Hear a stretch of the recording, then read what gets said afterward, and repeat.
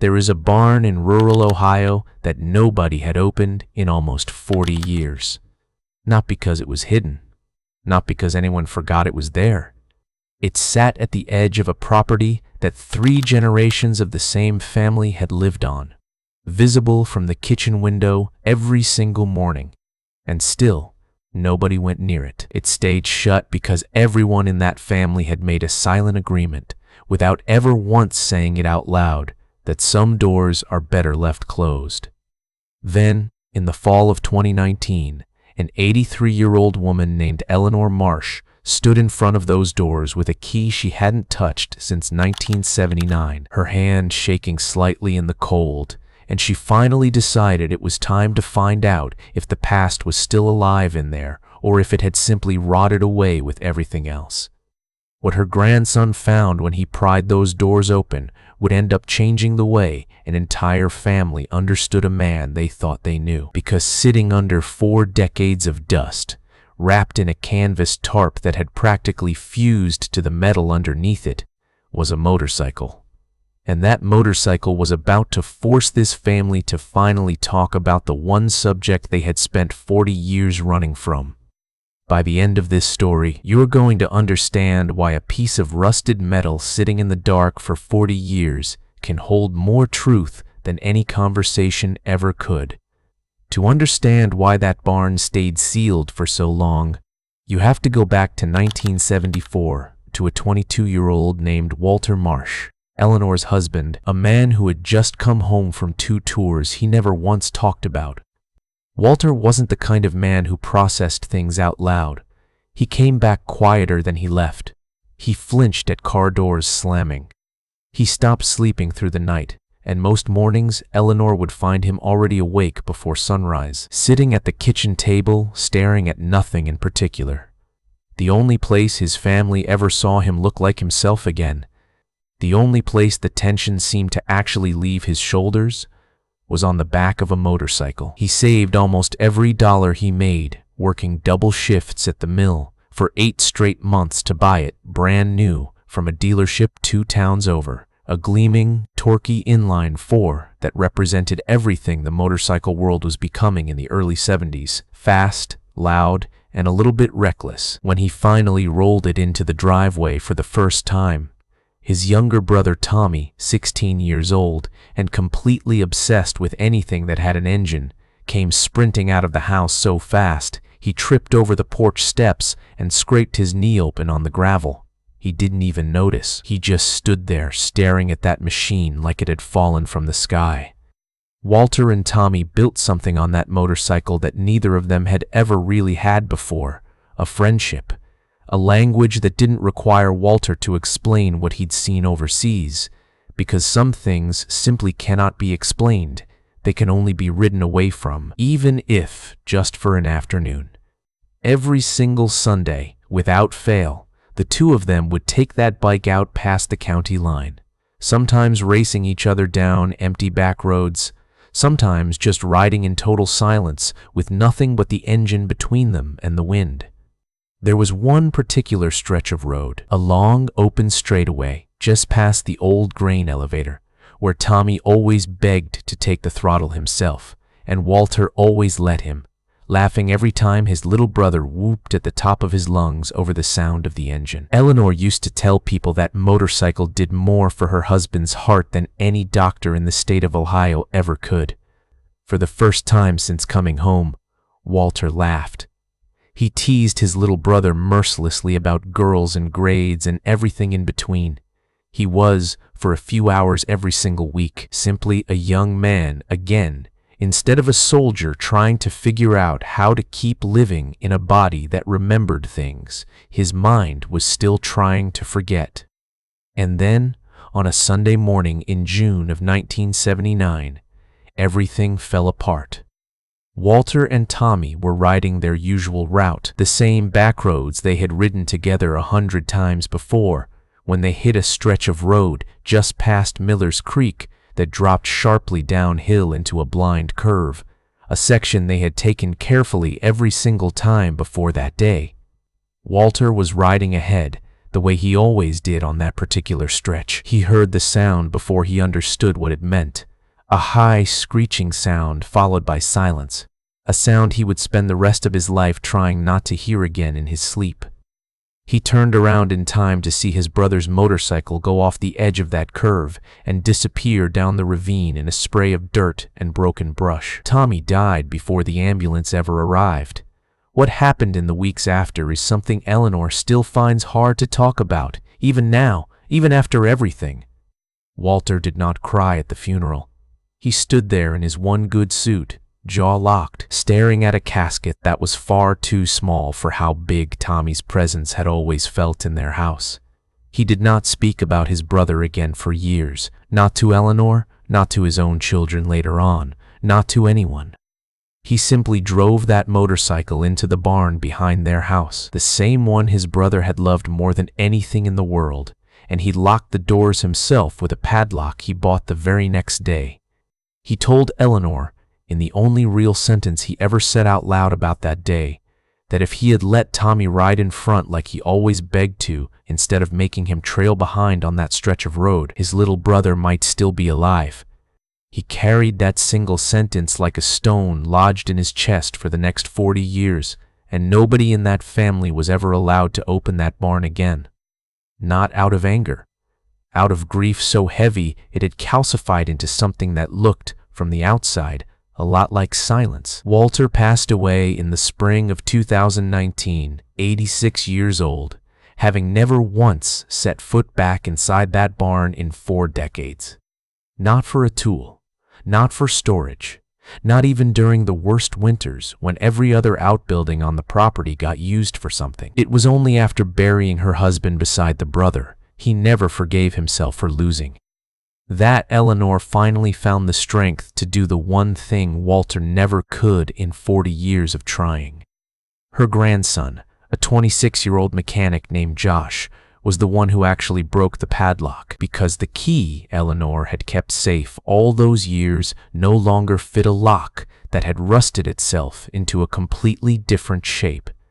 When those doors finally creaked open for the first time since 1979, dust hung in the air so thick it looked like fog rolling through the doorway. Cobwebs stretched across the entire opening like a curtain nobody had ever pulled back.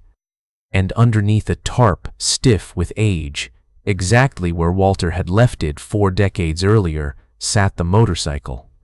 The tires had long since rotted flat against the concrete floor.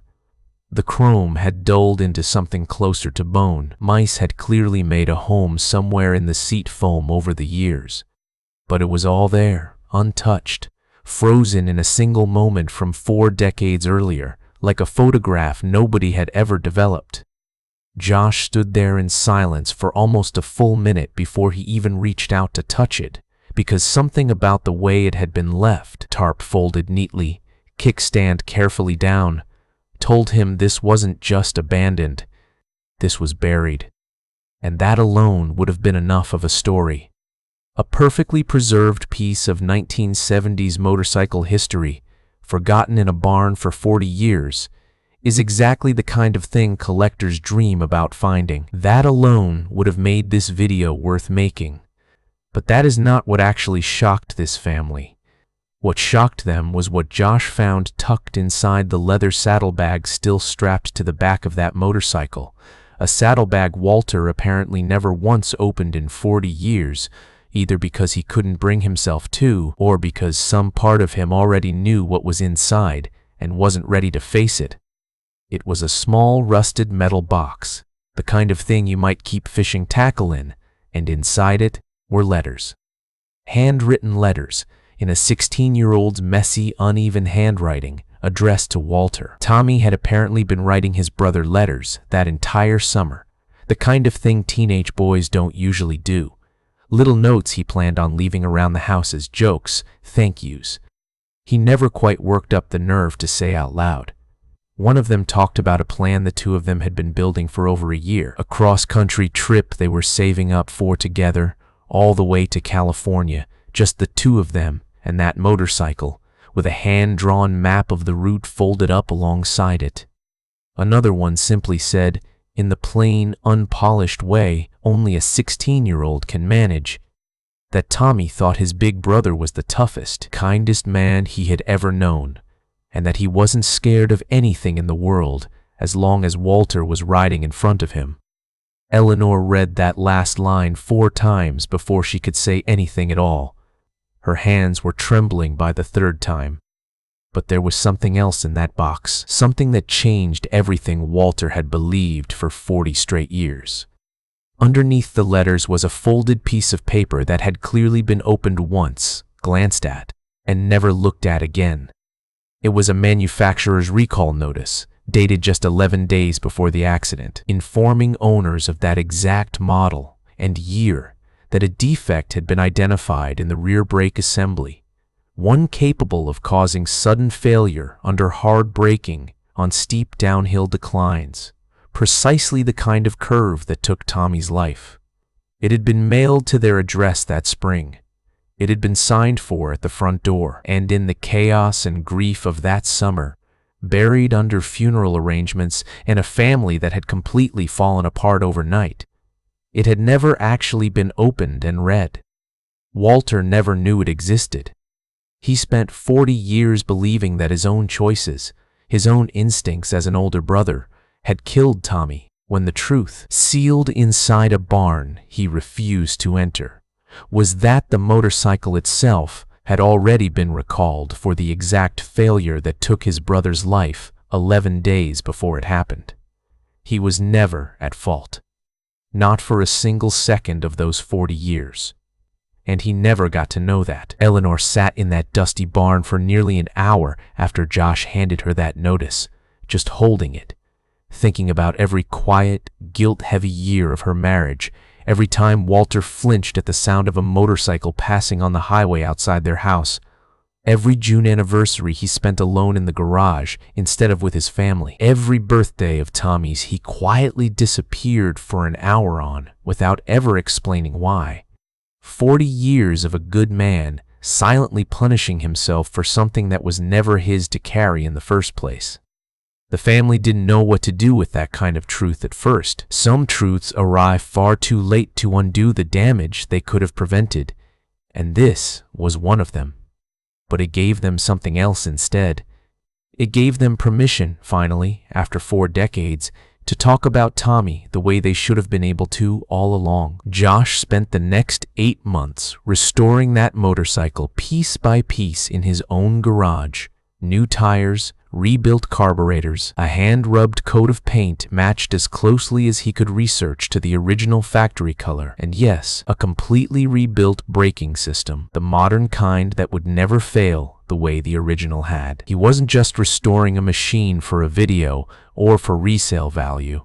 He was quietly finishing something his great-uncle never got the chance to finish, and giving his grandfather, even after death, a kind of forgiveness that could only exist now, 40 years too late, and yet somehow, exactly on time. On what would have been Tommy's 61st birthday, the entire family gathered outside that same barn on a cold, bright morning, and Josh rode that motorcycle down the driveway for the first time in 45 years. The same gravel driveway Tommy had come sprinting out of as a 16-year-old. The very day it first arrived. Eleanor stood there with tears running down her face, not out of sadness this time, but something closer to relief, something closer to peace.